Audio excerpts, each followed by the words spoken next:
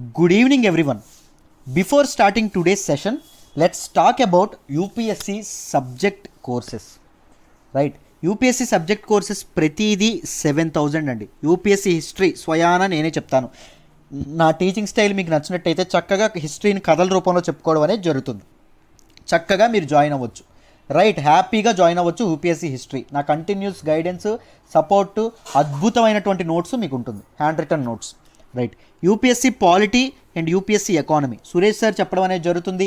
ఎంత చక్కగా చెప్తారో తెలుసు. ఫస్ట్ కామెంట్ చూడండి. కామెంట్లో మీకు ట్రయల్ సెషన్స్ అనేవి ఉంటాయి.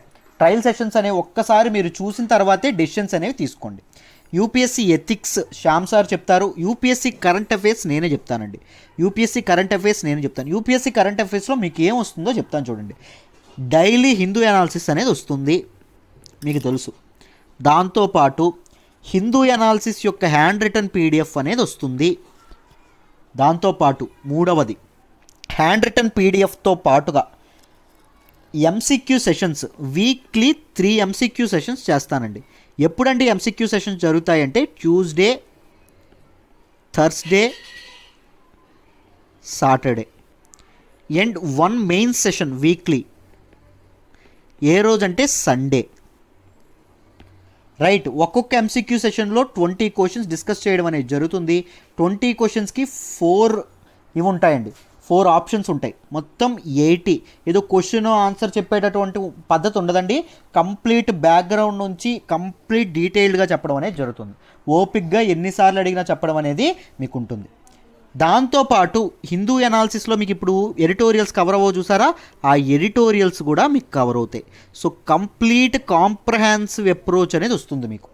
మెయిన్స్ రైటింగ్ సెషన్లో మీకు డీటెయిల్డ్గా ఎలా అప్రోచ్ చేయాలి, సొసైటీని ఎలా చూడాలి, ఏ డొమైన్తో చూడాలి, సిలబస్లోకి ఎలా కనెక్ట్ చేసుకోవాలి, వీటన్నిటి గురించి చెప్తాను. యూపీఎస్సీ కరెంట్ అఫైర్స్ కోర్స్ ఎంత సార్ ఫీజు అంటే కేవలం 6,000 రూపాయలు. 6,000 రూపాయలు ఒకేసారి కట్టి జాయిన్ అవ్వాలంటే అక్కర్లేదండి. కేవలం 2,000 రూపాయలు కడుతూ జాయిన్ అవ్వచ్చు. నన్ను నమ్మండి, కరెంట్ అఫైర్స్లో ఏ క్వశ్చన్ ఇచ్చినా మీరు అప్రోచ్ అయ్యేలా నేను చేసే బాధ్యత నాది. మిమ్మల్ని కరెంట్ అఫైర్స్లో మాస్టర్స్ చేసే ప్రయత్నం నేను చేస్తాను. రైట్, నేను దానికోసం నేను I will strive my every now. And నాతో పాటు మీరు వర్క్ చేస్తే మీరు కన్ఫామ్గా సక్సెస్ అవుతారు, అది నా హామీ. రైట్, జాయిన్ అవ్వండి. లైఫ్ టైం వ్యాలిడిటీతో వస్తుంది. కరెంట్ అఫైర్స్ని లైఫ్ టైం ఇస్తున్నామో అర్థం చేసుకోండి. రైట్, ఫర్ ఎవర్ మీకు జాబ్ వచ్చిన తర్వాత కూడా, జాబ్ వచ్చినంత వరకు, జాబ్ వచ్చిన తర్వాత కూడా మీరు వినొచ్చు. మీకు బోత్ రికార్డెడ్ సెషన్స్ అనేవి, లైవ్ సెషన్స్ అనేవి అందుబాటులో ఉంటాయి. ఏ రోజుకు ఆ రోజు ఎవ్రీడే కరెంట్ అఫైర్స్ మీకు టెస్ట్ అనేది ఉంటుంది మన యాప్లో, మీరు చక్కగా చూసుకోవచ్చు. రైట్, దాంతోపాటు వెరీ ఇంపార్టెంట్, కరెంట్ అఫైర్స్లో నా పర్సనల్ సపోర్ట్ అండ్ గైడెన్స్ ఉంటుంది, ఇస్తాను. రైట్, ఎప్పుడు మీకు ప్రతిసారి ప్రతిక్షణం అందుబాటులో ఉంటాను. దాంతోపాటు మీ ఏ క్వశ్చన్స్ అడిగినా, డౌట్స్ అడిగినా క్లారిఫై చేయడం అనేది జరుగుతుంది. యూపీఎస్సీ జాగ్రఫీ నారాయణమూర్తి సార్ చెప్తారు. లైఫ్ టైం వ్యాలిడిటీతో వస్తాయి అన్ని కోర్సులు. అన్ని కోర్సులు 7,000 రూపాయలండి. కేవలం కరెంట్ అఫైర్స్ మీకు 6,000కే ఇస్తున్నాము. రైట్, 2,000 రూపీస్ నెలకు కట్టి జాయిన్ అవ్వచ్చు. ఈవెన్ మిగిలిన కోర్సులు కూడా 2,000 కట్టి జాయిన్ అవ్వచ్చు. జస్ట్ 2,000 కట్టి మీకు నచ్చిన కోర్సులో మీరు ఎన్రోల్ అవ్వచ్చు. రైట్, నెలకి 2,000 చొప్పున కట్టుకోండి. Right, let's talk about UPSC infinity now. UPSC infinity is the flagship course at our institute అండి. మనం ఆఫర్ చేస్తున్నటువంటి flagship course. Right, this is the premium course. దీనిలో ఏమొస్తుంది అంటే prelims plus mains plus interview అప్రోచ్లో వెళ్ళడం అనేది జరుగుతుంది. 3 కవర్ చేయడం అనేది జరుగుతుంది. దాంతోపాటు స్టూడెంట్ సెంట్రిక్ అప్రోచ్ ఉంటుంది. అంటే from basics to advanced level మీకు టీచ్ చేయడం అనేది జరుగుతుంది. దాంతోపాటు everyday mains answer writing practice అనేది చేపిస్తాం. ఎవ్రీడే మీ అందరికీ ఒక మెయిన్స్ క్వశ్చన్ అనేది ఇస్తాం. మీరు రాసిన ఆన్సర్స్కి రెస్పెక్టివ్ ఫ్యాకల్టీ మెంబర్ కరెక్ట్ చేస్తారు. కరెక్ట్ చేసి మీకు ఎప్పటికప్పుడు ఫీడ్బ్యాక్ ఇస్తారు. So that you can improve your skills in mains answer writing. మొదటి రోజు నుంచే మెయిన్స్ ఆన్సర్ రైటింగ్ ప్రాక్టీస్ మీతో చేపిస్తాం, అర్థం చేసుకోండి. దాంతోపాటు daily current affairs and MCQ sessions అనేవి ఉంటాయి. కరెంట్ అఫైర్స్లో మాస్టర్స్ చేసే ప్రయత్నం అనేది చేస్తాను. నేనే కరెంట్ అఫైర్స్ స్వయంగా టీచ్ చేయడం అనేది జరుగుతుంది. ముందు ఇందాక చెప్పాను చూసారా, యూపీఎస్సీ ఇన్ఫినిటీ జాయిన్ అయితే అన్నీ వచ్చేస్తాయండి. రైట్, ఇందాక చెప్పిన current affairs course, history course, economy course, polity course, దాంతోపాటు సీశాట్ కూడా కలిపి వస్తుంది. రైట్, ఒక ఆప్షనల్ తప్ప మొత్తం అన్నీ మీకు ఎవ్రీథింగ్ అబౌట్ యూపీఎస్సీ మీకు రావడం అనేది జరుగుతుంది. రైట్, దాంతోపాటు ఇంకొక ఇంపార్టెంట్ థింగ్ ఏంటంటే, ఒకవేళ మీకు నోటిఫికేషన్స్ ఏపీపీఎస్సీ కానీ, టీఎస్పీఎస్సీ కానీ, ఐబీపీఎస్ కానీ నోటిఫికేషన్స్ పడ్డాయి అనుకోండి, అప్పుడు ఆ ఎక్స్ట్రా సిలబస్ కోసం మీరు వేరే మామూలుగా యూపీఎస్సీ ప్రిపేర్ అయ్యే వాళ్ళు గ్రూప్స్ కూడా రాస్తారు. ఆ ఎక్స్ట్రా సిలబస్ కోసం మీరు వేరే ఇన్స్టిట్యూట్కి పరిగెత్తక్కర్లేదు. ఆ ఎక్స్ట్రా సిలబస్ కూడా వితౌట్ టేకింగ్ ఏ సింగిల్ పెన్ని మన ఇన్స్టిట్యూట్లోనే కవర్ చేయడం అనేది జరుగుతుంది. అట్ ద లోయెస్ట్ ఫీ ఎంత అండి అంటే కేవలం 45,000 రూపాయలే. ఇది దీపావళి వరకు అంటే 15వ తారీఖు, నవంబర్ 15వ తారీఖు వరకు ఈ ఫీజు ఉంటుందండి. తర్వాత దీన్ని ఇంక్రీజ్ చేస్తున్నారు, రైట్. సో ఈ 45,000 ఉంటుంది ఫీజు. దీన్ని 45,000 ఒకేసారి కట్టి జాయిన్ అవ్వాలంటే అక్కర్లేదు. నెలకి 5,000 చొప్పున మీరు కడుతూ జాయిన్ అవ్వచ్చు. 5,000 పెర్ మంత్ కడుతూ మీరు జాయిన్ అవ్వచ్చు. లైఫ్ టైం వ్యాలిడిటీతో వస్తుంది. ఒక్కసారి జాయిన్ అయితే మీకు జాబ్ వచ్చేంత వరకు మీకు ఇది ఉంటుంది, రైట్. సీశాట్ అన్నీ కలిపి వస్తాయి, ఆలోచించుకోండి. కరెంట్ అఫైర్స్, సీశాట్, ఎవ్రీథింగ్, నోట్స్ అన్నీ చక్కగా రావడం అనేది జరుగుతుంది. ఎవ్రీడే టెస్టులు కూడా ఉండడం అనేది జరుగుతుంది, రైట్. ఇంగ్లీష్ మీరు అన్నీ ఇంప్రూవ్ చేసుకోవచ్చు అండి. అన్నీ the best course offered at very lowest price, right. Life time వ్యాలిడిటీతో వస్తుంది.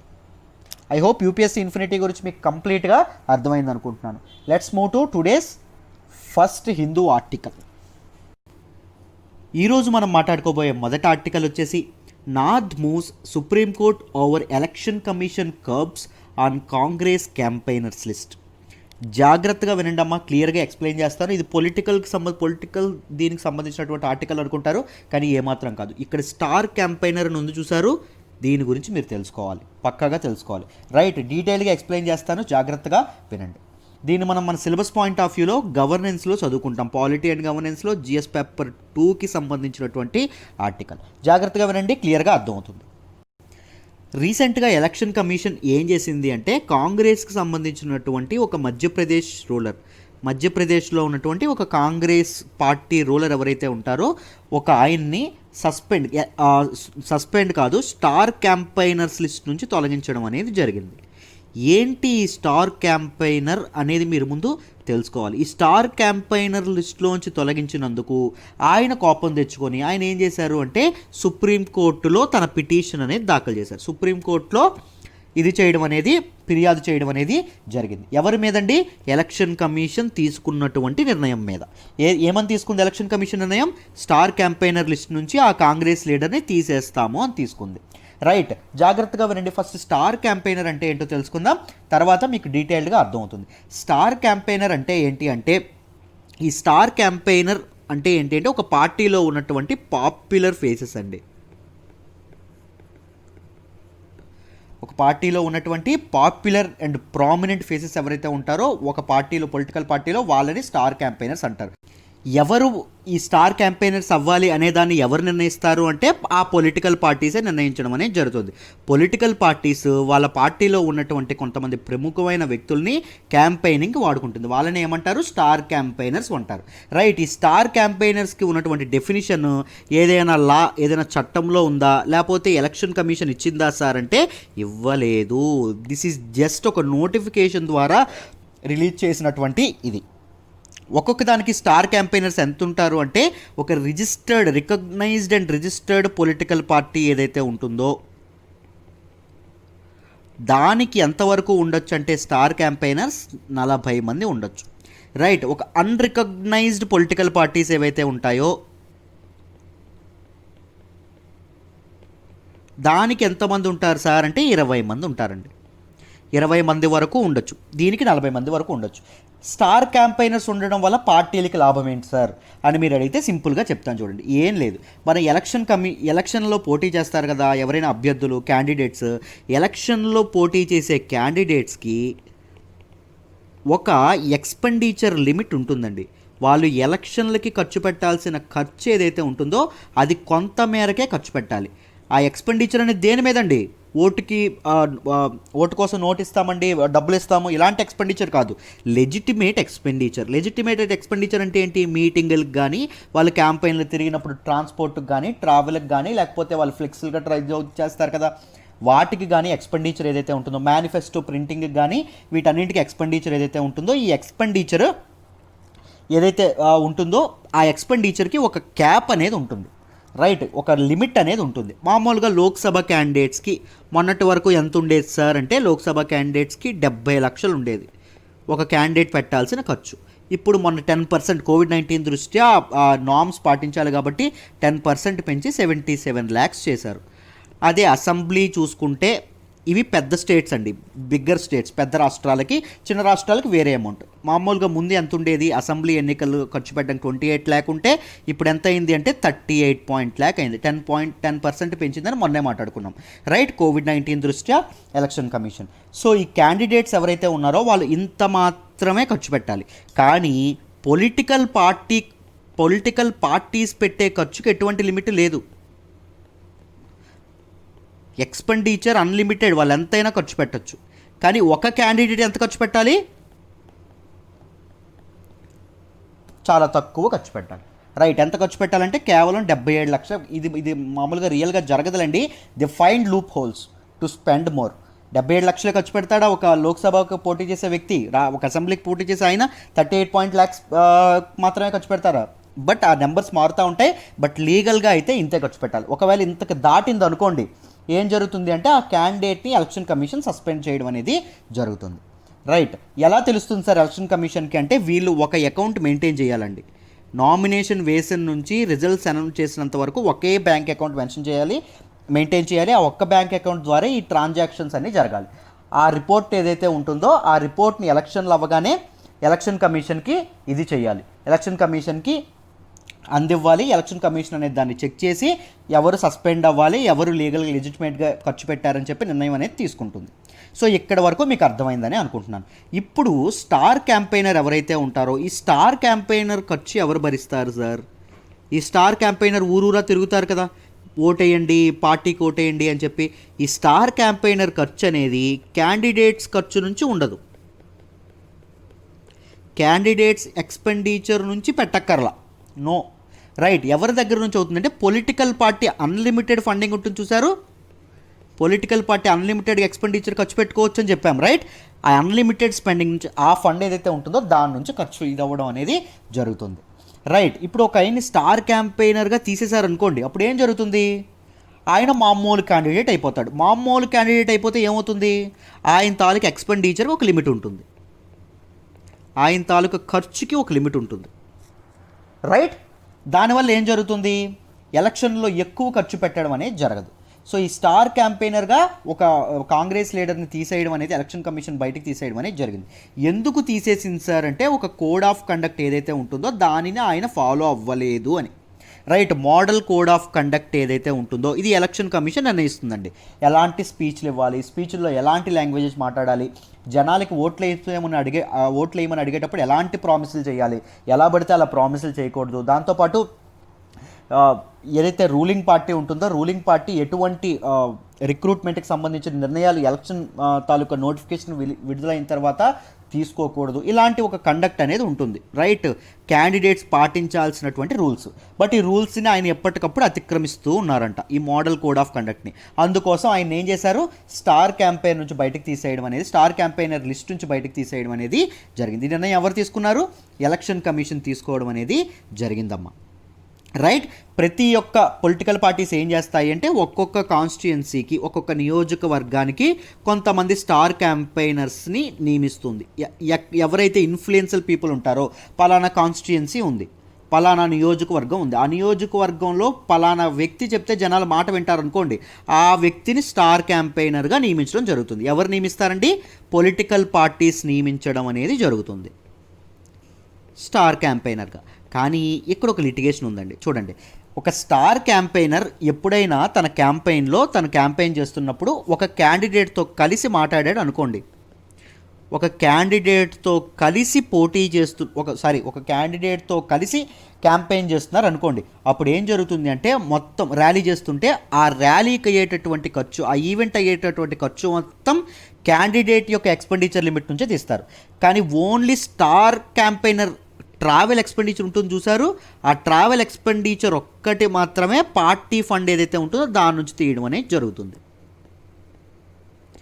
దాంతోపాటు స్టార్ క్యాంపెయినర్ అండ్ క్యాండిడేట్ కలిసి లేకపోయినా, స్టార్ క్యాంపెయినర్ మాట్లాడుతూ, రైట్, మీరు పలానా భాజపా ప్రభుత్వానికి కానీ లేకపోతే కాంగ్రెస్ స్టార్ క్యాంపెయినర్ అయితే కాంగ్రెస్కి కానీ లేకపోతే పలానా దానికి ఓటేయండి అని అడగడంలో తప్పులేదు. కానీ పలానా వ్యక్తికి ఓటేయండి అన్నారనుకోండి, ఆ క్యాండిడేట్ ఎక్స్పెండిచర్ నుంచి ఆ స్టార్ క్యాంపెయినర్ చేసినటువంటి ర్యాలీ సొమ్ము ఏదైతే ఉంటుందో మళ్ళీ ఆ ర్యాలీ నుంచే ఇది అవ్వడం అనేది, మళ్ళీ ఆ ర్యాలీ కావాల్సిన సొమ్ము అంతా ఈ క్యాండిడేట్స్ ఎక్స్పెండిచర్ నుంచే కట్ చేయడం అనేది జరుగుతుంది. రైట్. స్టార్ క్యాంపెయినర్ యొక్క ట్రావెల్ ఎక్స్పెండిచర్ మాత్రమే పార్టీ ఫండ్కి ఇది చేస్తారు. సో పార్టీ స్టార్ క్యాంపెయినర్ పెట్టారు, కానీ స్టార్ క్యాంపెయినర్ వాడే భాషలోని దాంతోపాటు ఆయన చేసేటటువంటి దీనిలోని even plexus, right, star campaigner తను వెళ్తూ మాట్లాడకపోయినా తన క్యాంపెయిన్ వెహికల్ ఉంటుంది చూసారు, ఆ వెహికల్ చుట్టూ ఫ్లెక్సీలు కట్టారనుకోండి, ఆ ఫ్లెక్సీల్లో క్యాండిడేట్స్ యొక్క బొమ్మ ఉందనుకోండి, ఆ ఫ్లెక్సీల్లో ఫొటోస్ ఉన్నాయనుకోండి, అప్పుడు ఏం చేస్తారు, ఈ క్యాంపెయిన్కి అయినటువంటి ఖర్చు మొత్తం ఎవరి దగ్గర నుంచి తీసుకుంటారు, క్యాండిడేట్స్ నుంచే తీసుకోవడం అనేది జరుగుతుంది. మీరు అందుకే గమనిస్తే ఎప్పుడైనా ఫ్లెక్సీలు చూడండి, రాజకీయ నాయకుల ఫ్లెక్సీల మీద ఒక క్యాండిడేట్ బొమ్మ ఉండదండి. 1 2 3 4 5 6 ఇలా పలానా మొత్తం క్యాండిడేట్లు బొమ్మలు ఉంటుంది. అప్పుడు ఏమవుతుంది అంటే ఈ ఎక్స్పెండిచర్ ఏదైతే ఉంటుందో ఆ ఎక్స్పెండిచర్ ఈ క్యాండిడేట్స్ మొత్తానికి షేర్ అవుతుంది. ఈ ఫ్లెక్స్కి మొత్తానికి 50-100 రూపాయలు అయిందనుకోండి ఫ్లెక్స్ కొట్టించడానికి, సపోజ్ అనుకోండి, దిస్ ఇస్ హైపోథెటికల్ సిచ్యువేషన్. 10 మంది ఉన్నారనుకోండి ఫ్లెక్స్లో బొమ్మలు, 10 మందికి ఎక్స్పెండిచర్ నుంచి 10 రూపాయలు, రైట్, అలా ఖర్చు చేయడం అనేది జరుగుతుంది. రైట్, అలా పెట్టడం అనేది జరుగుతుంది. స్టార్ క్యాంపెయినర్ వచ్చినప్పుడు కూడా స్టార్ క్యాంపెయినర్ వాడేటటువంటి ఫ్లెక్సీల్లో కానీ లేకపోతే స్టార్ క్యాంపెయినర్ నోటి నుంచి స్పీచ్ నుంచి పలానా క్యాండిడేట్ పేరు వచ్చినా ఆ మొత్తం ర్యాలీకి అయ్యే ఖర్చు ఇతని ఎక్స్పెండిచర్ నుంచే వసూలు చేస్తారు. రైట్. ఐ హోప్ ఇక్కడి వరకు మీకు స్టార్ క్యాంపెయినర్ అంటే ఏంటో అర్థమైందనే అనుకుంటున్నాను.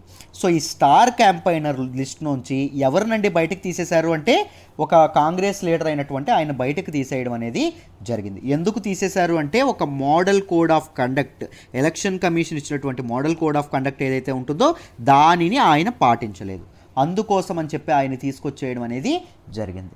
రైట్. ఎప్పుడైనా ఒకటి గుర్తుపెట్టుకోండి, ఎందుకు నేను చెప్తున్నాను అంటే I'm more concentrating these days, నేను ప్రిలిమ్స్లోంటి క్వశ్చన్స్ నేను కాన్సన్ట్రేట్ చేయట్లేదండి. చాలామంది స్టూడెంట్స్ ఇప్పుడు మెయిన్స్ 2020 అనేది అటెంప్ట్ చేస్తున్నారు కదా, సో మెయిన్స్కి సంబంధించినటువంటి వాటినే నేను ఇది చేస్తున్నాను. They may ask about expenditure, poll expenditure limit ఏదైతే ఉంటుందో దాని గురించి, రిఫార్మ్స్ గురించి అడగొచ్చండి. ఎటువంటి రిఫార్మ్స్ తీసుకోవాలి, దాంతోపాటు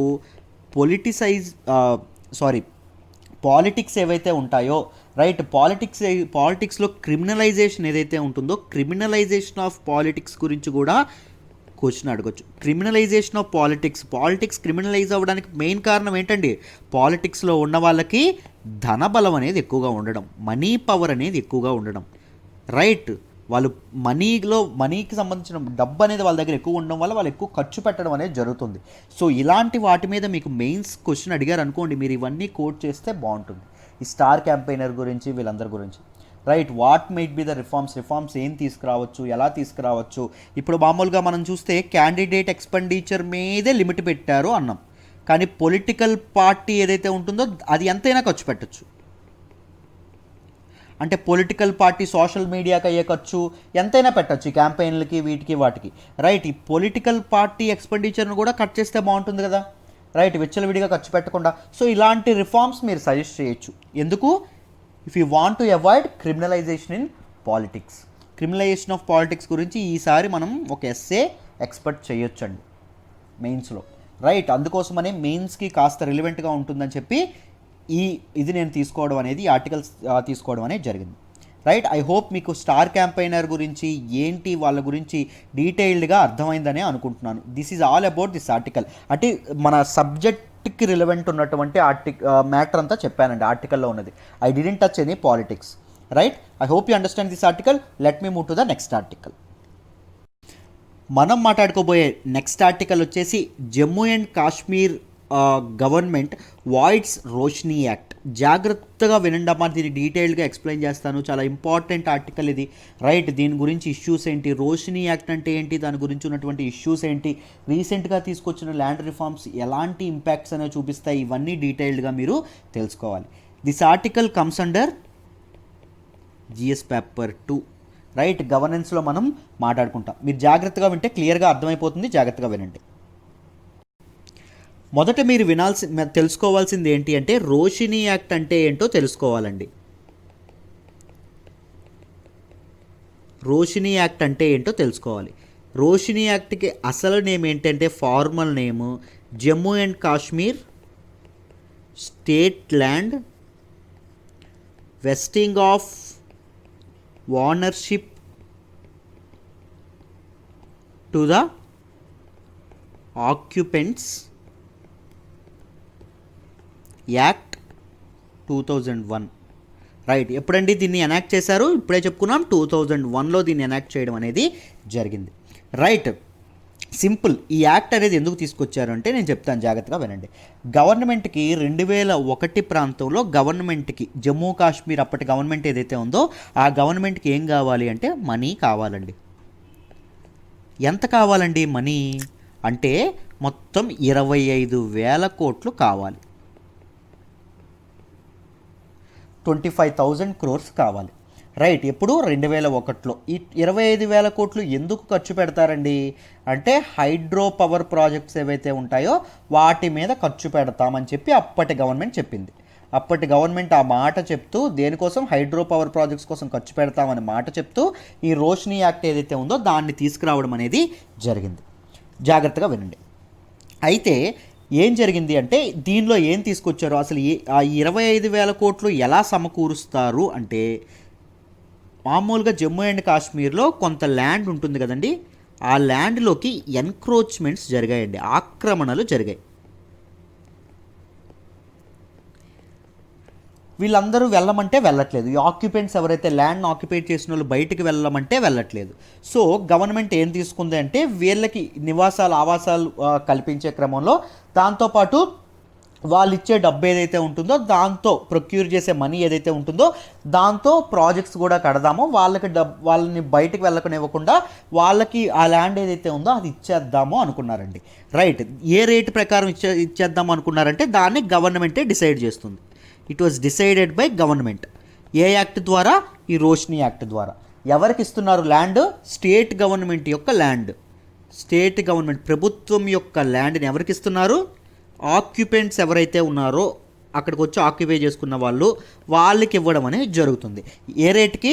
గవర్నమెంట్ డిసైడ్ చేసినటువంటి రేట్కి. కానీ ఈ యాక్ట్ ద్వారా ఏం తీసుకొచ్చారు మీకు ఇప్పుడు అర్థమైందని అనుకుంటున్నాను. సో ఈ ఆక్యుపెంట్స్ ఏమిస్తారు? డబ్బులు ఇస్తారు. ఆ డబ్బులు దేని మీద వాడతారు? హైడ్రో పవర్ ప్రాజెక్ట్స్ మీద వాడడం అనేది జరుగుతుంది. సో కానీ గవర్నమెంట్ ఏం చేసింది అంటే ఈ యాక్ట్కి ఎవరైతే ఆక్యుపెంట్స్ అన్నాం చూసారు, ఆక్యుపెంట్స్ అంటే బెనిఫిషరీస్, ఈ యాక్ట్ ద్వారా లబ్ధి పొందే వాళ్ళు ఎవరైతే ఉంటారో ఆ బెనిఫిషరీస్ నిర్ణయించేందుకు ఒక కట్ ఆఫ్ అనేది పెట్టిందండి. ఆ కట్ ఆఫ్ ఎంత పెట్టిందంటే 1990 ముందు నుంచే ఎప్పుడు తీసుకొచ్చారు? 2001లో తీసుకొచ్చారు. 1990 ముందు నుంచి ఆ ల్యాండ్స్లో ఆక్యుపై చేసుకున్న వాళ్ళు ఎవరైతే ఉన్నారో, ప్రభుత్వ స్థలాలను ఆక్యుపై చేసుకున్న వాళ్ళు ఎవరైతే ఉన్నారో వాళ్ళకి ఇది ఇస్తాము, రైట్. వాళ్ళని బెనిఫిషరీ లబ్ధిదారులుగా గుర్తించి వాళ్ళకి ఈ ల్యాండ్ అనేది ఇస్తాం, భూమి అనేది ఇస్తామని చెప్పారు.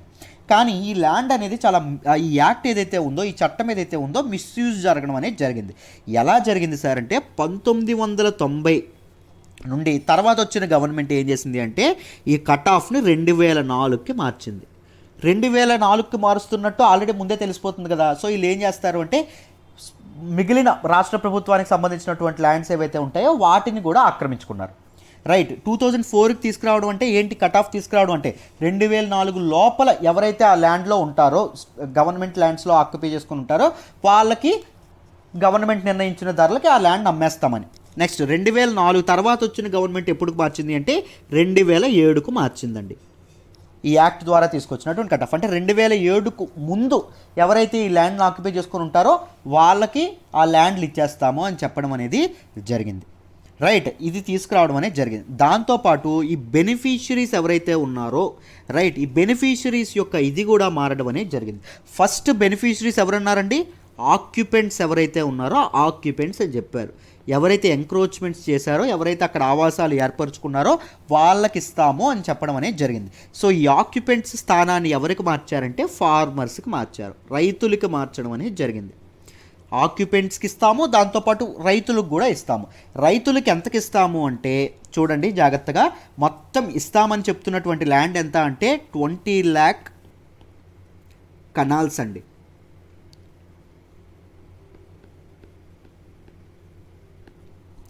రైట్, ఈ 20 lakh కనాల్స్ ఏవైతే ఉందో అది ఎంతకండి అమ్ముతున్నారు అంటే 25,000 కోట్లు. ఇందాక చెప్పుకున్నాం కదా, ఒక కనాల్ అంటే ఏంటి అంటే 1/8 ఎకర్.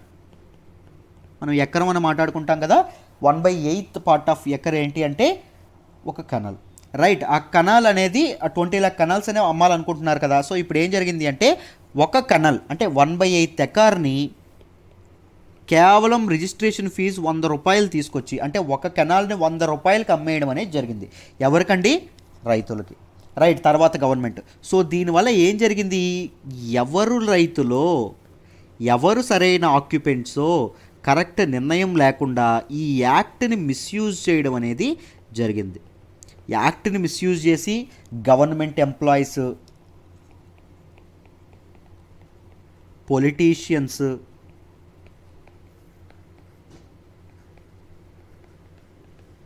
బ్యూరోక్రాట్స్, దాంతోపాటు బిజినెస్ మ్యాన్ అండ్ వాళ్ళ ఫ్యామిలీ మెంబర్స్, వీళ్ళు ఎవరైతే గవర్నమెంట్లో ఉండేవాళ్ళు ఎవరైతే ఉన్నారో వీళ్ళందరూ ల్యాండ్ని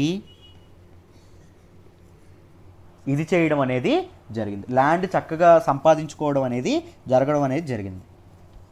రైట్, ఐ హోప్ మీకు అర్థమైందనే అనుకుంటున్నాను. తక్కువ కాస్ట్కి వాళ్ళకి ల్యాండ్ వీళ్ళు ప్రొక్యూర్ చేసుకోవడం అనేది జరిగింది. సో ఈ ఏదైతే ఇల్లీగల్ ఇదేదైతే ఉందో మాటికి రిఫార్మ్స్ చేస్తున్నారని చెప్పి హైకోర్టు అనేది ఒక ఆర్డర్ పాస్ చేసిందండి. ఏం ఆర్డర్ పాస్ చేసింది అంటే ఈ యాక్ట్ ఏదైతే ఉందో రోష్ని యాక్ట్, ఇప్పటి వరకు దీనిలో తీసుకొచ్చినటువంటి ఫ్రమ్ ద బిగినింగ్ ఇప్పటి వరకు యాక్ట్ పాస్ చేసిన నుంచి ఇప్పటి వరకు తీసుకొచ్చినటువంటి నోటిఫికేషన్స్ ఏవైతే ఉన్నాయో అన్నింటినీ నల్ అండ్ వాయిడ్ అంటే ఇన్వాలిడ్ చేయండి, కొట్టివేయండి అని చెప్పడం అనేది జరిగింది.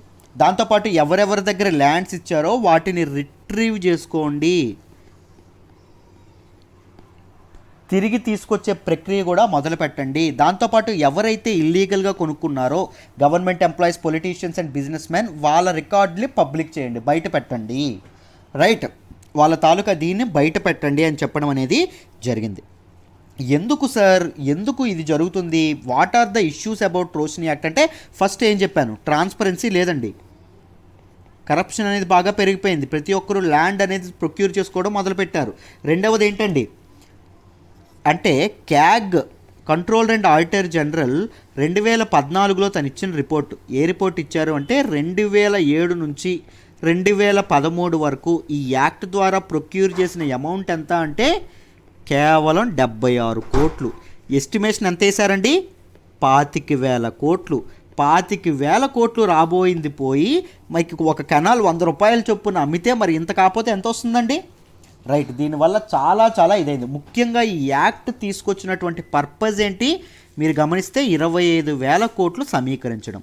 25,000 కోట్లు ఎందుకు వాడతామని చెప్పారు, హైడ్రో పవర్ ప్రాజెక్ట్స్కి. ఈ యాక్ట్ యొక్క ఇదేదైతే ఈ లెజిస్లేషన్ యొక్క పర్పస్ ఏదైతే ఉందో అది మీట్ అవ్వనప్పుడు ఇంకెందుకు ఈ యాక్ట్ ఉండి, ఈ యాక్ట్ ద్వారా చేసినటువంటి చట్టాలను కానీ నోటిఫికేషన్స్ కానీ వాటికి ఎందుకు ఇంకా ప్రాణం ఉంచడం. రైట్, దాన్ని చక్కగా మీరు తీసేయండి, రైట్, చక్కగా వాటిని కొట్టేయండి అని చెప్పడం అనేది జరిగింది. సో ఆ ఆర్డర్ని బేస్ చేసుకొని ఇప్పుడున్నటువంటి Jammu and Kashmir lieutenant governor general government ఏదైతే ఉందో వాళ్ళు ఏం తీసుకున్నారండి, లెఫ్టినెంట్ గవర్నర్ యొక్క గవర్నమెంట్ ఏం తీసుకున్నారు అంటే నిర్ణయం, పూర్తిగా ఈ రోష్ని యాక్ట్ని నలిఫై చేస్తున్నాము, రైట్, పూర్తిగా కొట్టి పారేస్తున్నాము అని చెప్పి డెసిషన్ తీసుకోవడం అనేది జరిగింది. కట్ ఆఫ్ ఇయర్స్ మార్చారు, బెనిఫిషరీస్ యొక్క అర్హతలను కూడా మార్చడం అనేది జరిగింది. ఎందుకు, వాళ్ళ తాలూకా స్వలాభాల కోసం, సొంత లాభాల కోసం. ఎంత కరప్షన్ జరుగుతుందో ఒక్కసారి ఆలోచించుకోండి. ఈ యాక్ట్ ద్వారా, ఈ యాక్ట్ యొక్క ప్రొవిజన్స్ చదివినప్పుడు మీకే అర్థమవుతుంది. రైట్, ఎంత దారుణంగా కరప్షన్ జరిగి ఉంటుందో ఒకసారి ఆలోచించండి. సో 6 నెలల్లో ఏదైతే ల్యాండ్ ఉంటుందో ఇప్పటి వరకు ల్యాండ్, దాన్ని మళ్ళీ తిరిగి రిట్రీవ్ చేసుకోవడానికి ఇవి కూడా పాస్ చేయడం అనేది జరిగింది. ఎందుకు అంటే ఎప్పటికప్పుడు తీసుకొస్తున్నటువంటి ఈ అమెండ్మెంట్స్ ఏవైతే ఉన్నాయో ఈ యాక్ట్లో అమెండ్మెంట్స్ తీసుకొస్తున్నారని చెప్పాను కదా, కట్ ఆఫ్స్, బెనిఫిషరీస్ యొక్క అర్హతలు మారుస్తున్నారని. ఈ అమెండ్మెంట్స్ అనేవి అన్కాన్స్టిట్యూషనల్, రాజ్యాంగబద్ధమైనవి కాదు. అండ్ కాంట్రరీ టు లా, చట్టానికి వ్యతిరేకంగా ఉన్నాయి అనే రీజన్ మీద దీన్ని కొట్టేయడం అనేది జరిగింది. ఐ హోప్ మీకు ఈ ఆర్టికల్ డీటెయిల్గా రోషిని యాక్ట్ ఏం చేస్తుంది, ఏంటి దీని కథ అని డీటెయిల్డ్గా అర్థమైందని అనుకుంటున్నాను. ఎందుకు గవర్నమెంట్ ఈ నిర్ణయం తీసుకుంది, ఎందుకు హైకోర్టు ఆ నిర్ణయం తీసుకుంది, ఇష్యూస్ ఏంటి, ముందు గవర్నమెంట్స్ ఏం చేశాయని మీకు డీటెయిల్గా అర్థమైందనే అనుకుంటున్నాను. Right, perfect. Let's move to the next article అమ్మ. మనం మాట్లాడుకోబోయే నెక్స్ట్ ఆర్టికల్ వచ్చేసి pandemic affected access to justice. Chief justice of India Bobde చెప్పడం అనేది, ఎస్ఏ బాబ్డే గారు చెప్పడం అనేది జరిగింది. ఈ ఆర్టికల్ని మనం పాలిటీ అండ్ గవర్నెన్స్లో జిఎస్ పేపర్ 2లో చదువుకుంటాం. రైట్, నేను ఆల్రెడీ చెప్పాను ఎందుకు ఈ ఆర్టికల్ చూస్ చేసుకోవడం జరిగింది అంటే మెయిన్స్ పర్స్పెక్టివ్లో వెరీ ఇంపార్టెంట్. జాగ్రత్తగా వినండి, ఆర్టికల్స్ అన్నీ ఈ మధ్య మెయిన్స్ పర్స్పెక్టివ్లో ఉన్నటువంటి ఆర్టికల్సే చూస్ చేసుకుంటున్నాను, ఎందుకంటే మెయిన్స్ ఎగ్జామ్ దగ్గరలో ఉంది కాబట్టి. రైట్, జాగ్రత్తగా వినండి, మీకు క్లియర్గా అర్థమవుతుంది. చీఫ్ జస్టిస్ ఆఫ్ ఇండియా ఎవరైతే ఉన్నారో మన బాబ్డే గారు, ఆయన ఒక మాట అన్నారండి. ఏం చెప్పారు అంటే ఈ పాండమిక్, ఈ మహమ్మారి ఏదైతే ఉందో, కోవిడ్-19 తెచ్చినటువంటి అన్ని ప్రాబ్లమ్స్ కంటే the biggest problem of all, అతిపెద్ద ప్రాబ్లం, అతిపెద్ద సమస్య ఏంటి అంటే పీపుల్కి యాక్సెస్ టు జస్టిస్ అనేది అయితే, న్యాయానికి వాళ్ళకి యాక్సెస్ ఏదైతే ఉందో ఆ యాక్సెస్ అనేది తీసివేయడం అనేది జరిగింది. ఈ యాక్సెస్ టు జస్టిస్ అనేది కేవలం దేని మీద డిపెండ్ అయింది, individuals access to technology. Virtual courts నడిచినాయి, బట్ ఆ విర్చువల్ కోర్ట్స్ యాక్సెస్ ఎవరికంటే కేవలం ఉంటుంది, కొంతమందికే ఉంటుంది. రైట్, కొంతమందికే ఉండడం అనేది జరుగుతుంది. ఎందుకు, టెక్నాలజీ కొంతమందికే. ఇప్పుడు social and economically backward classes ఉన్నాయనుకోండి, they are level playing field. వాళ్ళకి యాక్సెస్ టు టెక్నాలజీ అనేది యాక్సెస్ ఉంటుందా, ఉండదు. రైట్, వాళ్ళని మీరు మరి ఇది చేసినట్టే కదా, జస్టిస్ నుంచి వాళ్ళని దూరం చేసినట్టే కదా. రైట్, ఈ పాండమిక్ తెచ్చినటువంటి అతిపెద్ద సమస్య ప్రజలకి, ఇండివిజువల్స్కి జస్టిస్ని దూరం చేయడం, న్యాయాన్ని దూరం చేయడం అని చెప్పడం అనేది జరిగింది. రైట్, ఈ కాంటెక్స్ట్లో మనం మెయిన్స్ పర్స్పెక్టివ్లో మనం టచ్ చేయాల్సినవి ఏంటో చూద్దాం, జాగ్రత్తగా వినండి. మొదటిది భారత రాజ్యాంగ పీఠిక లేదా ప్రవేశిక, ప్రియాంబుల్ గురించి మాట్లాడాలి. జాగ్రత్తగా గుర్తుపెట్టుకోండి అమ్మా. ప్రియాంబుల్, దీనిలో ఏం చెప్పారు, పీపుల్ ఆఫ్ ఇండియా, భారత ప్రజలకి ఏముండాలండి, ఏం ఉండాలి, తప్పనిసరిగా జస్టిస్ అనేది ఉండాలి. They should get justice.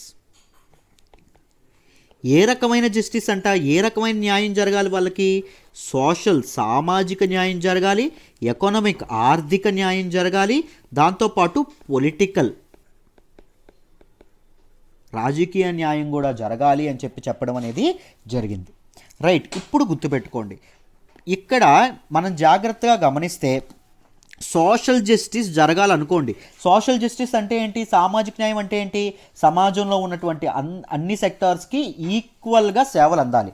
But ఇక్కడ ఏం జరుగుతుంది, ఫస్ట్ పాండమిక్ వల్ల టెక్నాలజీ అనేది తీసుకొచ్చారు, కరెక్టే. ఈ టెక్నాలజీ వల్ల ఏం జరుగుతుంది, విర్చువల్, దీనివల్ల ఎవరైతే టెక్నాలజీకి దీనిగా ఉంటారో, టెక్నాలజీకి దగ్గరగా ఉంటారో వాళ్ళకు మాత్రమే సోషల్ జస్టిస్ అనేది అందుబాటులో ఉంది, వాళ్ళకు మాత్రమే ఈ జ్యుడిషియల్ యాక్సెస్ అనేది అందుబాటులో ఉంది. బట్ మిగిలిన fields, socially and economically backward sectors ఎవరైతే ఉంటారో వాళ్ళకు అందుబాటులో ఉందండి న్యాయం, వాళ్ళకి న్యాయం జరుగుతుందా, జరగట్లేదు. సో ప్రియాంబుల్లో ఉన్నటువంటి the basic structure of the constitution ఏదైతే ఉందో దానిలో ఉన్నటువంటి ప్రొవిజన్కి ఇది అడ్డుపడుతుందండి. రైట్, ఈ పాండమిక్ చాలా ఇబ్బంది కలిగించడం అనేది జరిగింది. దాంతోపాటు ఇంకొకసారి చూడండి, ఇంకొకటి చెప్తా. ఆర్టికల్ 14 ఏం చెప్తుందండి, భారత పౌరులందరికీ ఒక హక్కు ఇచ్చింది, ఒక ఫండమెంటల్ రైట్. ఆ రైట్ ఏంటి, రైట్ టు ఈక్వాలిటీ. రైట్, అందరూ సమానమే అని చెప్పడం అనేది జరిగింది. నువ్వు అందరూ సమానమే అంటున్నావు, కానీ టెక్నాలజీ యాక్సెస్ ఉన్న వ్యక్తికి మాత్రమే నువ్వేమిస్తున్నావు, జస్టిస్ని, న్యాయాన్ని దగ్గర చేస్తున్నావు. టెక్నాలజీ యాక్సెస్ లేనటువంటి వాళ్ళకి జస్టిస్ ఇవ్వగలుగుతున్నావా, మనం ఇవ్వలేకపోతున్నాం. సో ఈ పాండమిక్ అనేది ఏం చేసింది, రైట్ టు ఈక్వాలిటీ అనే జనాలందరికీ అందడంలో ఇబ్బంది పెట్టింది, జ్యుడిషియరీ సిస్టమ్కి యాక్సెస్ అనేది దూరం చేసిందని చెప్పుకోవచ్చు. నెక్స్ట్ మనం మాట్లాడుకోవాల్సిన ఆర్టికల్ 21 అండి. ఇది కూడా ఫండమెంటల్ రైటే. ఇది ఏం చెప్తుందండి? రైట్ టు లైఫ్, దీన్ని హార్ట్ ఆఫ్ ఫండమెంటల్ రైట్స్ అంటాం. Right to life and personal Liberty, వ్యక్తిగత స్వేచ్ఛకి కూడా మనకి రైట్ ఉంది. ఒక వ్యక్తి తన వ్యక్తిగత స్వేచ్ఛను అనుభవించే ఇదనేది ఆయనకు ఉందని చెప్తుంది. రైట్. ఇప్పుడు ఆర్టికల్ 21 ఉంది. ఆర్టికల్ 21 ప్రకారం ఇప్పుడు మామూలుగా జ్యుడిషియల్ సిస్టమ్ అనేది ఏం చేస్తుంది? రైట్, న్యాయ వ్యవస్థ అనేది ఏం చేస్తుంది? ఒక వ్యక్తి యొక్క హక్కుల్ని కాపాడుతుంది. రైట్. బట్ ఇప్పుడు ఈ కోవిడ్-19 పాండమిక్ టైంలో ఓన్లీ టెక్నాలజీ ఉన్న వాళ్ళకి జస్టిస్ అనేది అందుబాటులో ఉంది, మిగిలిన వాళ్ళకి జస్టిస్ అనేది అందుబాటులో లేదు. అంటే వీళ్ళు ఏం చేస్తున్నారు? వీళ్ళకి ఏం జరిగింది? వాళ్ళ రైట్స్ని వాళ్ళ హక్కుల్ని కాపాడేటటువంటి ఎటువంటి శక్తి లేదు. రైట్. బలవంతుల నుంచి ఈ బలహీనులు ఉన్నారు కదా, ఎవరు socially and economically weak people ఎవరైతే ఉంటారో వాళ్ళ తాలూకా హక్కుల్ని కాపాడేటటువంటి సిస్టమ్ అనేది లేదు ఈ పాండమిక్ టైంలో. దానివల్ల ఏం జరిగింది? హక్కులు లేకపోతే, ఒక వ్యక్తి తన హక్కుల్ని స్వతంత్రంగా వినియోగించుకోలేకపోతే వ్యక్తిగత స్వేచ్ఛ అనేది ఉంటుందా? పర్సనల్ లిబర్టీ అనేది ఇదవుతుందా? అవ్వదు. సో ఆర్టికల్ 21 కూడా ఇబ్బంది పడే అవకాశం అనేది ఉంది. రైట్. సో దీనివల్ల మనం మాట్లాడుకోవాల్సిందేంటి? యాక్సెస్ టు జస్టిస్ అనేది ఎలాంటి పరిస్థితుల్లో ఉన్నటువంటి ఎమర్జెన్సీ టైంలో అయినా న్యాయం అనేది అందాలండి ప్రతి ఒక్కరికి. జ్యుడిషియల్ సిస్టమ్ అనేది నిర్విరామంగా పనిచేస్తూ ఉండాలి. ఎందుకు? To ensure equality for individuals and to ensure social justice for individuals and to ensure personal Liberty, వ్యక్తిగత స్వేచ్ఛ టు ఇండివిజువల్స్. ఈక్వాలిటీని చెప్తుంది ఆర్టికల్ 14, సోషల్ జస్టిస్ని చెప్తుంది ప్రియాంబుల్, పర్సనల్ లిబర్టీని చెప్తుంది ఆర్టికల్ 21. రైట్. వీటి ప్రకారం ఏ టైంలో అయినా జ్యుడిషియరీ నిర్విరామంగా పనిచేయాల్సిన అవసరం అనేది ఉంది అని మనం మాట్లాడుకోవచ్చు. రైట్. దీని ద్వారా ఆయన ఏం చెప్తున్నారంటే బాబ్డే గారు, ఈ పాండమిక్ టైం అనేది పీపుల్లో ఒక డివిజన్ అనేది ఏర్పడిచింది. ఏంటి? People who can afford technology and who can't afford technology అనేటటువంటి ఇంకొక డిఫరెన్స్ అనేది తీసుకురావడం అనేది జరిగింది. ఇప్పటికే జనాలు వివిధ రకాలుగా విడిపోతున్నారు, వివిధ రకాలుగా కొట్టుకుంటున్నారు. రైట్. ఈ టైంలో ఇంకొక డివిజన్ అనేది ఏర్పరిచింది ఆయన చెప్పడం అనేది జరిగింది. రైట్. విర్చువల్ కోర్ట్స్ ఏవైతే ఉన్నాయో, అంటే వీడియో కాన్ఫరెన్స్ ద్వారా చేసేటటువంటి కోర్ట్స్ ఆ కోర్టులన్నీ జస్టిస్ని ఇవ్వడంలో చాలా హెల్ప్ చేసినప్పటికీ, జ్యుడిషియల్ సిస్టమ్ యొక్క ఫంక్షనింగ్ జరగడంలో చాలా ఇది చేసినప్పటికీ, బట్ ప్రతి ఒక్కరికి జస్టిస్ అందలేదు అనేది మాత్రం అక్షర సత్యం అని చెప్పడం అనేది జరిగింది. ఎవరు? చీఫ్ జస్టిస్ ఆఫ్ ఇండియా చెప్పడం అనేది జరిగింది. దీనిలో భాగంగా న్యాయ్ కౌశల్ అనేటటువంటి పోర్టల్ ఒకటి ఇది చేయడం అనేది జరిగిందండి. ఎక్కడ అంటే మహారాష్ట్రలో ఇది చేయడం అనేది జరిగింది. ఏంటండి ఈ న్యాయ్ కౌశల్ అంటే? ఈ resource centre and virtual court. దేనికి virtual court? For traffic and transport related ఏవైతే ఉంటాయో దానికి సంబంధించినటువంటి ఇది చేయడంలో ఇంపార్టెంట్ రోల్ ప్లే చేయడం అనేది జరుగుతుంది. రైట్. ఇది ఎందుకు అంటే దీన్ని తీసుకురావాల్సిన ఇదేంటి అంటే టు ఎనేబుల్ స్పీడీ జస్టిస్ అండి. న్యాయం అనేది త్వరగా అందాలి కాబట్టి దీన్ని ఇది చేయడం అనేది జరిగింది. రైట్. ఈ విర్చువల్ కోర్ట్స్ ఏవైతే ఉన్నాయో వాటిని ఇన్ష్యూర్ చేయడం అనేది, వాటిని ఎస్టాబ్లిష్ చేయడం అనేది జరిగింది. ఎక్కడ అంటే నాగ్పూర్లో. దీని తాలూకు అడ్వాంటేజెస్ ఏంటంటే టైం సేవ్ అవుతుంది, మనీ సేవ్ అవుతుంది ఫస్ట్. రైట్. దాంతోపాటు లాంగ్ డిస్టెన్సెస్ ట్రావెల్ చేయక్కర్లేదు. రైట్. టైం కూడా సేవ్ అవుతుంది. దాంతోపాటు from the comfort of home total court procedure అంతా ఇదైపోతుంది. రైట్. మొత్తం కంప్లీట్ చేసుకోవచ్చు. Right. Every corner of Maharashtra people ఎవరైతే ఉంటారో వాళ్ళందరికీ ట్రాఫిక్ చలానాస్ వితిన్ సెకండ్స్లో కట్టుకొని ట్రాఫిక్ డిస్ప్యూట్స్ ఏవైతే ఉంటాయో వాటిని ఈ విర్చువల్ కోర్ట్స్ ద్వారా వాళ్ళు ఫినిష్ చేసుకోవచ్చు, సాల్వ్ చేసుకోవచ్చు అని చెప్పడం అనేది జరిగింది. రైట్. ఫస్ట్ ఈ విర్చువల్ కోర్ట్స్ ఇది చేసినటువంటి ఇదేంటండి? ఇండియాలో ఢిల్లీ. అక్రాస్ ఇండియాలో విర్చువల్ కోర్ట్స్ని స్టార్ట్ చేసినటువంటి ట్రాఫిక్ మీద స్టార్ట్ చేసినటువంటి మొదటి state Delhi. Right, Delhi has collected nearly 9.8 crores as challans అండి ఇప్పటి వరకు. రైట్, ఇది కూడా ఈ ఆర్టికల్లో ఈ ఫ్యాక్ట్స్ని కూడా ఇవ్వడం అనేది జరిగింది. ఐ హోప్ ఈ ఆర్టికల్ మీకు డీటెయిల్డ్గా అర్థమైందని అనుకుంటున్నాను. Let's move to the next article అమ్మా. మనం మాట్లాడుకోబోయే నెక్స్ట్ ఆర్టికల్ వచ్చేసి బ్యాట్ విజ్డమ్ అండి. రైట్, దీన్ని మనం సిలబస్ పాయింట్ ఆఫ్ వ్యూలో సైన్స్ అండ్ టెక్నాలజీలో జిఎస్ పేపర్ 3లో చదువుకోవడం అనేది జరుగుతుంది.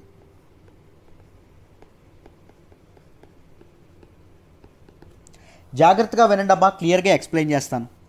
ఈ ఆర్టికల్లో ఏం చెప్పారు అంటే some group of scientists right ఒక 35 బ్యాట్స్ అంటే మీకు తెలుసు గబ్బిలాలు, ఒక 35 బ్యాట్స్ తీసుకొచ్చి వాటికి ఏం చేశారు అంటే వ్యాధిని సోకింపజేసి రైట్ ప్యాథోజన్స్ అనేవి వాళ్ళకి ఇచ్చి వీటి ఇల్ చేశారండి. రైట్, ఇల్ చేసిన తర్వాత వీటి తాలూకా వన్స్ ఇవి సిక్ అయిన తర్వాత వీటి తాలూకా బిహేవియరల్ ప్యాటర్న్స్ ఎలా ఉన్నాయి, అవి ఏ విధంగా బిహేవ్ చేస్తున్నాయి అనే దాన్ని మెజర్ చేయడం అనేది దాన్ని అబ్జర్వ్ చేయడం అనేది మొదలుపెట్టారు. వీళ్ళ అబ్జర్వేషన్ అంతా కలిసి ఏం చేశారంటే రీసెంట్గా బిహేవియర్ ఎకాలజీ అనేటటువంటి ఒక దీనిలో పేపర్లో ఇది చేయడం అనేది జరిగింది, పబ్లిష్ చేయడం అనేది జరిగింది.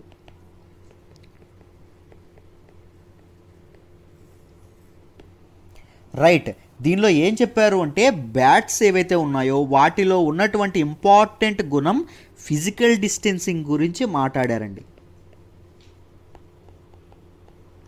భౌతిక దూరం ఏదైతే ఉంటుందో దాని గురించి మాట్లాడడం అనేది జరిగింది. హిందూ ఒక లైన్తో ఇంట్రడక్షన్ స్టార్ట్ చేసింది. ఆ ఇంట్రెస్టింగ్ లైన్ ఏంటంటే మనం బ్యాట్స్కి ఫిజికల్ డిస్టెన్సింగ్ అనేది నేర్పించక్కర్లేదు అని చెప్పిందండి. చాలా వండర్ఫుల్, బాగా రాయడం అనేది జరిగింది. చెప్తాను, జాగ్రత్తగా వినండి. ఏంటి ఫిజికల్ డిస్టెన్సింగ్, గబ్బిలాలకి ఫిజికల్ డిస్టెన్సింగ్కి సంబంధం ఏంటని మాట్లాడితే జాగ్రత్తగా వినండి అమ్మా. బ్యాట్స్ అనేవి గబ్బిలాలు అనేవి సిక్ అయితే అంట ఏం చేస్తాయి అంట రైట్, అవి వాళ్ళ ఇల్లు ఏవైతే ఉంటాయో వాటి తాలూకా ట్రీ హాలో హోమ్స్ ఏవైతే ఉంటాయో అందులో మాత్రమే ఉంటాయి. రైట్, బయటకు వచ్చి సోషలైజ్ అవ్వవంట. ఏవి సిక్ బ్యాట్స్, వ్యాధి సోకినటువంటి బ్యాట్స్ సోషలైజ్ అవ్వడానికి ఇష్టపెట్టుకోవంట. అవి ఒంటరిగా ఉండడానికి ఇష్టపెట్టుకుంటాయంట. They interact very less with others. మిగిలిన వాటితో ఇంటరాక్షన్ అనేది అస్సలు జరగదని చెప్పడం అనేది జరిగింది. దాంతోపాటు హెల్దీ బ్యాట్స్ ఏవైతే ఉంటాయో ఈ హెల్దీ బ్యాట్స్ కూడా సిక్ అయినటువంటి బ్యాట్స్తో ఇంటరాక్ట్ అవ్వంటండి, దూరంగా ఉంటాయంట. సోషల్ డిస్టెన్సింగ్ అనేది ఫిజికల్ డిస్టెన్సింగ్ అనేది మెయింటైన్ చేస్తుంది. సోషల్ డిస్టెన్సింగ్ లేదా ఫిజికల్ డిస్టెన్సింగ్ అనేవి ఇవి మెయింటైన్ చేస్తాయంట సక్సెస్ఫుల్గా. రైట్, ఇది చెప్పడం అనేది జరిగింది. అవి వాటి మట్టుగా అవి వాళ్ళ ఇళ్ళలోనే ఉంటాయి. ఎవరైతే సిక్కు ఏవైతే ఉంటాయో అవి హెల్దీ వాటితో కలవవు, హెల్దీ ఏవైతే ఉంటాయో అవి వ్యాధి బారిన పడినటువంటి గబ్బిలాల జోలికి వెళ్ళవు అని చెప్పడం అనేది జరిగింది. దీనివల్ల ప్యాథోజన్స్ ఏవైతే ఉంటాయో స్ప్రెడ్ ఆఫ్ ప్యాథోజన్స్ ఒక గబ్బిల నుంచి ఇంకో గబ్బిలానికి వ్యాధి సోకకుండా ఆపుతుందంట. ఈ ప్యాథోజన్స్ సోకకుండా ఆపడం అనేది, క్రిములు సోకకుండా ఆపడం అనేది జరుగుతుంది. దాంతోపాటు బ్యాట్స్లో వ్యాధి డిసీజ్ ట్రాన్స్మిషన్ రేట్ ఏదైతే ఉంటుందో అది చాలా తక్కువ ఉంటుందంట. దానికి కారణం ఏంటండి? బికాజ్ ఆఫ్ దిస్ రీజన్, అవి ఫిజికల్ డిస్టెన్సింగ్ పాటించడం వల్ల. కానీ మదర్ బ్యాట్స్ ఏవైతే ఉంటాయో అవి సిక్ ఉన్నప్పటికీ హెల్దీ ఉన్నప్పటికీ వాటి తాలూకా ఇవేవైతే ఉంటాయో బేబీస్ ఏవైతే ఉంటాయో వాటి దగ్గరికి వెళ్లకుండా ఉండలేవంట. మదర్ బ్యాట్స్లో మాత్రం ఇది కామన్గా ఉంటుంది. రైట్, అవి మామూలుగానే ఉంటాయి, but they won't keep themselves away from their babies అని చెప్పడం అనేది జరిగింది. ఇవి ఎక్కువగా సిక్ అయితే, ఈ బ్యాట్స్ అనేవి స్లిక్ అయితే దే స్లీప్ మోర్ అని చెప్పారండి. ఎక్కువగా నిద్రపోతాయంట. And spend less time grooming ఏదైతే ఉంటుందో, ముఖ్యంగా సోషల్ గ్రూమింగ్ అంటే ఒక బ్యాట్ అనేది, ఒక గబ్బిలం అనేది ఇంకొక గబ్బిలం యొక్క రెక్కల్ని వీటిని ఇలా పామి శుభ్రపరుస్తుందండి. రైట్. ఆ సోషల్ గ్రూమింగ్ ఏదైతే ఉంటుందో, మన గ్రూమింగ్లో మీకు తెలుసు, గ్రూమింగ్ అంటే మీకు అర్థమైందని అనుకుంటున్నా. మీ ఇంట్లో పెట్స్ ఉంటే మీకు తెలుస్తుంది. మామూలుగా డాగ్స్ అనే ఉదయం లేవగానే వాటివి ఇవి శుభ్రం చేసుకుంటూ ఉంటాయి. సోషల్ గ్రూమింగ్ అంటే ఏంటంటే 2 డాగ్స్ ఉన్నాయనుకోండి, సపోజ్ నేను డాగ్ని ఎగ్జాంపుల్ తీసుకున్నాను, యానిమల్స్లో జరుగుతుంది. ఒక డాగ్ అనేది వేరే డాగ్ని శుభ్రపరచడం అనేది జరుగుతుంది. అలాగే బ్యాట్స్ అనేవి ఏంటంటే సోషల్ గ్రూమింగ్ అంటే ఒక బ్యాట్ అనేది, ఒక గబ్బిలం అనేది వేరే గబ్బిలాన్ని శుభ్రపరుస్తుంది. కానీ అవి సిక్గా ఉండేటప్పుడు మాత్రం ఎక్కువగా వాటి ఇళ్లలోనే ఉంటాయి, ఎక్కువగా నిద్రపోతాయి, బయట వాటితో ఇంటరాక్షన్ అనేది తక్కువ అవుతుంది. దాంతోపాటు సోషల్ గ్రూమింగ్లో పార్టిసిపేట్ చేయవు. ఇదంతా చెప్పడం అనేది జరుగుతుంది. ఎందుకు సార్ ఈ ఆర్టికల్ సెలెక్ట్ చేసుకున్నారు అంటే, మనకి ఫిజికల్ డిస్టెన్సింగ్ మీద, దాంతోపాటు కోవిడ్-19 ఎటికెట్ ఏదైతే ఉంటుందో, కోవిడ్-19 టైంలో మనం చేయాల్సినటువంటి పనులు ఏవైతే ఉంటాయో వీటి మీద మీకు మెయిన్స్ క్వశ్చన్ అనేది ఒక ఎక్స్పెక్ట్ చేయొచ్చు. రైట్. దానిలో మీరు ఈ గబ్బిలాలు ఏవైతే, బ్యాట్స్ ఏవైతే ఉంటాయో వీటి తాలూకా సోషల్ డిస్టెన్సింగ్ యాటిట్యూడ్ ఏదైతే ఉంటుందో, ఈ లక్షణం ఏదైతే ఉంటుందో దాన్ని మీరు కోట్ చేస్తే బాగుంటుంది. Right. They will feel definitely impressed. The evaluator feel like you are following the current affairs. మీరు కరెంట్ అఫైర్స్ చక్కగా ఫాలో అవుతున్నారని వాళ్ళకి అర్థమవుతుంది. అందుకోసమని ఈ ఆర్టికల్ని సెలెక్ట్ చేసుకోవడం అనేది జరిగింది. Let's move to the next article. మనం మాట్లాడుకోబోయే నెక్స్ట్ ఆర్టికల్ వచ్చేసి how water bears survive lethal UV radiation. దీన్ని మనం జిఎస్ పేపర్ 3 సైన్స్ అండ్ టెక్నాలజీలో చదువుకుంటామండి. రైట్. జాగ్రత్తగా వినండి. ఈ ఆర్టికల్ని డీటెయిల్డ్గా ఎక్స్ప్లెయిన్ చేసే ప్రయత్నం చేస్తాను, మీకు అర్థమవుతుంది. రైట్, వినండి అమ్మా. ఈ ఆర్టికల్లో స్టేట్మెంట్ స్టార్టింగే ఒకటి చక్కగా చెప్పడం అనేది జరిగిందండి. ఒక యానిమల్ గురించి చెప్పారు. ఆ యానిమల్ ఏ యానిమల్ గురించి చెప్పారంటే, ఆ animal it can live in boiling water, మరుగుతున్నటువంటి నీటిలో ఉండగలదంట. And it can live in solid ice, గడ్డ కట్టుకుపోయేటటువంటి చలిలో ఉండగలదంట. And without even a single drop of water లేకుండా it can live up to 10 years without a drop of water. Right. దాంతోపాటు 5 mass extensions ఏవైతే ఉంటాయో వాటిని కూడా తప్పించుకోగలిగిందంట. ఎక్స్టింక్షన్ అంటే ఏంటండి? అంతరించిపోవడం. రైట్. మాస్గా కొన్ని స్పీసీస్ అంతరించిపోతే దాన్ని, అంటే ఎక్కువగా కొన్ని స్పీసీస్ అంతరించిపోతే దాన్ని మాస్ ఎక్స్టింక్షన్స్ అంటారు. వీటిని కూడా తట్టుకున్నటువంటి యానిమల్ ఏంటి అని అంటే, ఆ యానిమల్ పేరేం చెప్పారు అండి? వాటర్ బేర్ అని చెప్పడం అనేది జరిగింది. ఈ వాటర్ బేర్ అనేవి మైక్రోస్కోపిక్ యానిమల్స్ అండి, చాలా చిన్న యానిమల్స్. రైట్. దీని గురించి డీటెయిల్గా చెప్పడం అనేది జరిగింది. వీటి తాలూకా స్పెషాలిటీ ఏంటంటే, they can survive in extreme temperature, చాలా దారుణమైనటువంటి ఉష్ణోగ్రతల్లో బతకగలవు. దాంతోపాటు ఎక్స్ట్రీమ్ ప్రెజర్, పీడనం కూడా ఎంతున్నా అక్కడ బతకగలవు. దాంతోపాటు రేడియేషన్ ఎంత సాంద్రంగా ఉన్నా, ఎంత కాన్సన్ట్రేషన్తో ఉన్నా బతకగలవు. దాంతోపాటు డీహైడ్రేషన్, నీళ్లు లేకపోయినా బతకగలవు. ఎలాంటి సిచ్యువేషన్లో అయినా బతకగలిగినటువంటి ఒక యానిమల్ అండి. దీని గురించి చెప్పడం అనేది జరిగింది. వాటర్ బేర్ గురించి ఫ్యాక్ట్స్ తెలుసుకుందాం. దాంతోపాటు ఇంపార్టెంట్ ఆర్టికల్లో చూపించినటువంటి స్టడీ గురించి కూడా తెలుసుకుందాం. జాగ్రత్తగా వినండి. వాటర్ బేర్కి ఇంకొక పేరు ఏంటండి అంటే టార్డిగ్రేడ్స్ లేదా మాస్ పిగ్లెట్స్.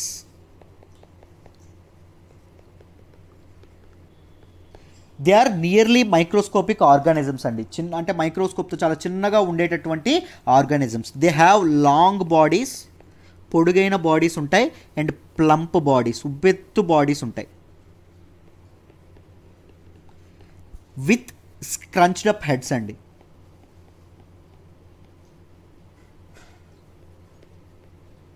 పిక్ చూపిస్తాను చూడండి, మీకు అర్థమవుతుంది క్లియర్గా.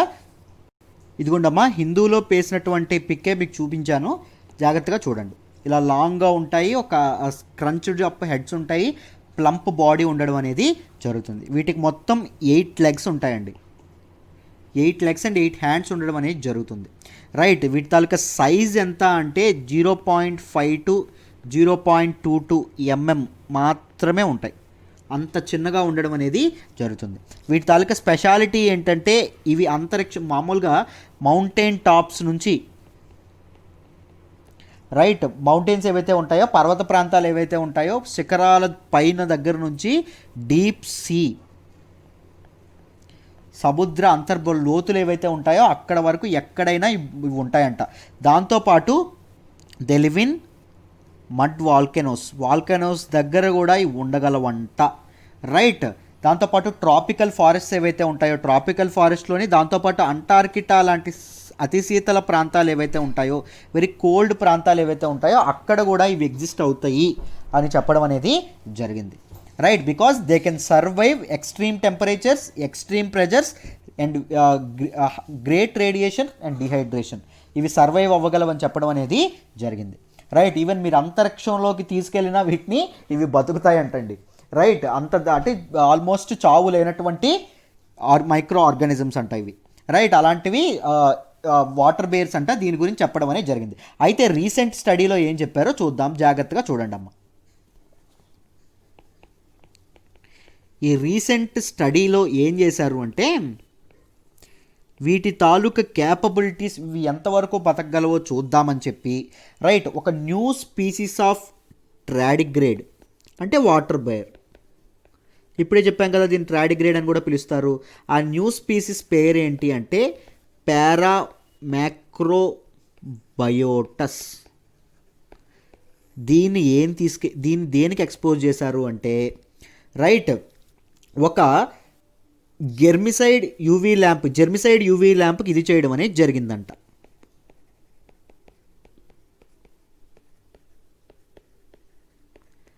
ఈ జెర్మిసైడ్ యూవీ ల్యాంప్ అంటే ఇది ఒక రూమ్ అండి, ఒక క్లోజ్డ్ రూమ్. ఈ క్లోజ్డ్ రూమ్లో మైక్రో ఆర్గానిజమ్స్ ఉన్నాయనుకోండి, మామూలుగా they won't live up to 24 to 48 hours. 24 to 40 hours అన్నీ చచ్చిపోతాయంట. కానీ ఇవి న్యూ స్పీసీస్ అయినటువంటి పారామైక్రోబయోటస్ ఏదైతే ఉందో ఇవి మాత్రం 60% ఆఫ్ ది శాంపుల్, మొత్తం అన్నింట్లోని 60% నెంబరు మోర్ దెన్ 30 days బతికాయి అంటండి when they are exposed to germicide UV lamp. అంత అలాంటి యూవీ రేడియేషన్కి ఎక్స్పోజ్ చేసినా ఇవి బతకడం అనేది జరిగిందంట. రైట్, దాంతోపాటు సైంటిస్టులు దీనికి అసలైన రీజన్ ఏంటి, అలాంటి సిచ్యువేషన్లో కూడా రైట్ 30 days ఉన్నప్పటికీ కూడా ఇవి బతకడానికి ఇదేంటి అని చెప్పి సైంటిస్టులు వీటిని మైక్రోస్కోప్ ఇన్వర్టెడ్ ఫ్లోరసిన్ మైక్రోస్కోప్లో చూస్తే వీళ్ళకు ఒక నిజం తెలిసిందండి. దేని గురించి? వాటర్ బేర్స్ గురించి, ఈ న్యూ స్పీసీస్ గురించి.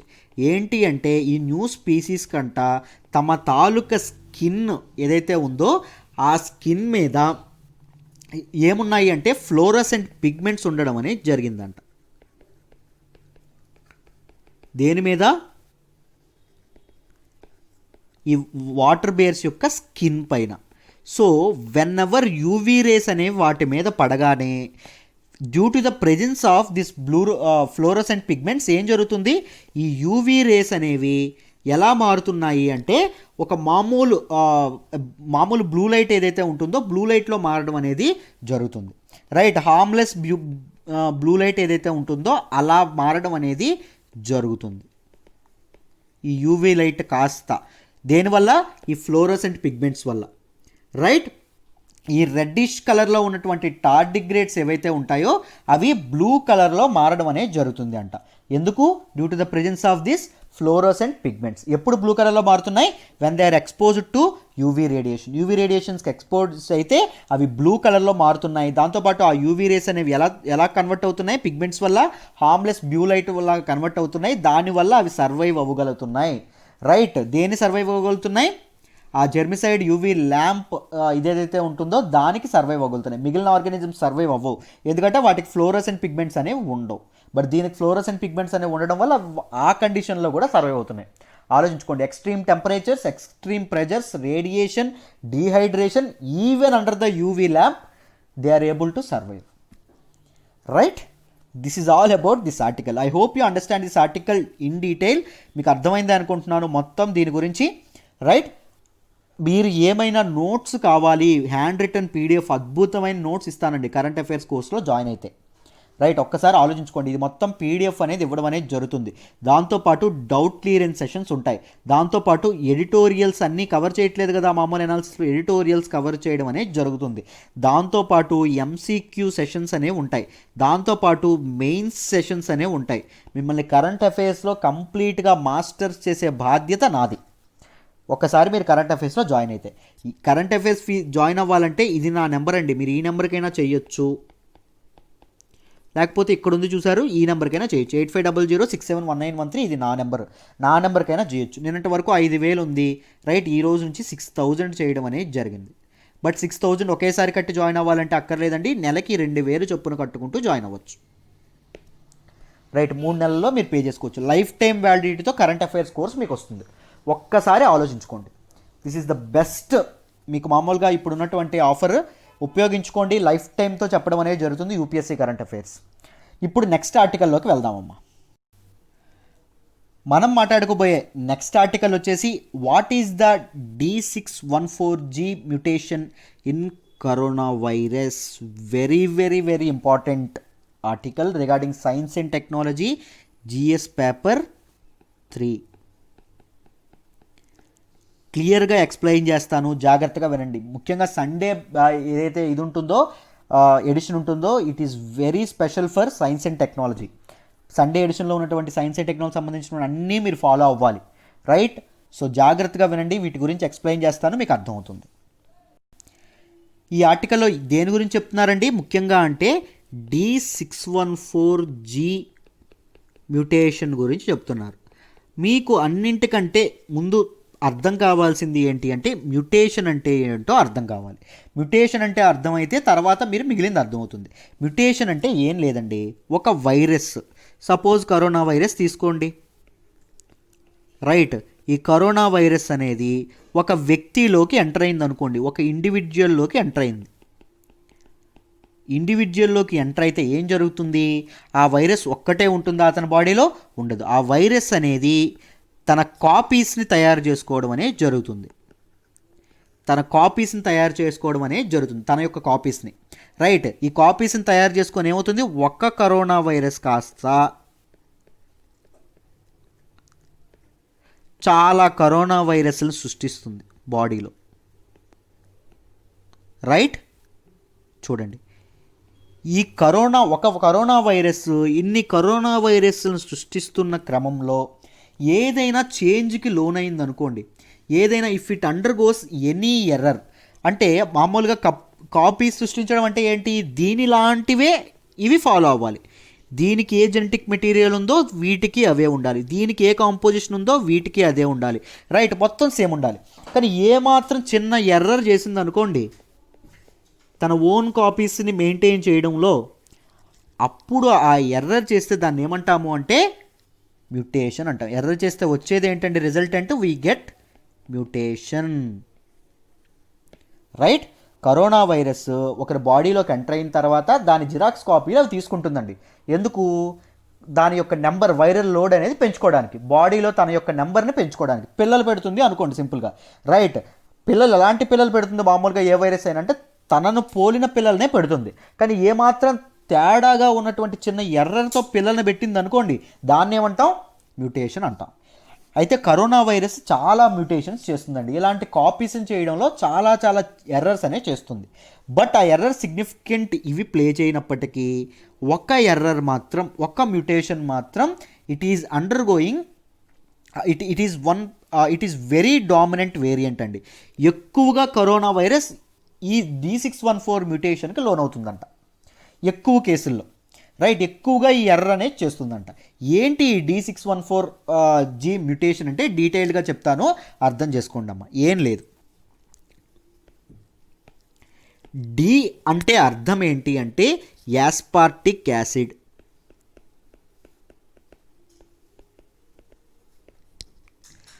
జీ అంటే అర్థం ఏంటి అంటే గ్లైసిన్,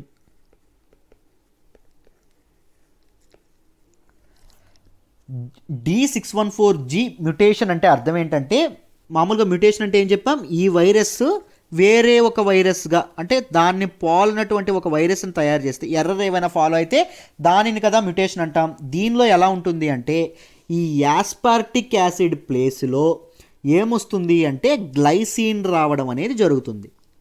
యాస్పార్టిక్ యాసిడ్ ప్లేస్లో గ్లైసిన్ రావడం అనేది జరుగుతుంది. 614 అంటే ఏంటి సార్ అని మీరు అడగొచ్చు. ఈ 614 అంటే ఏం లేదమ్మా.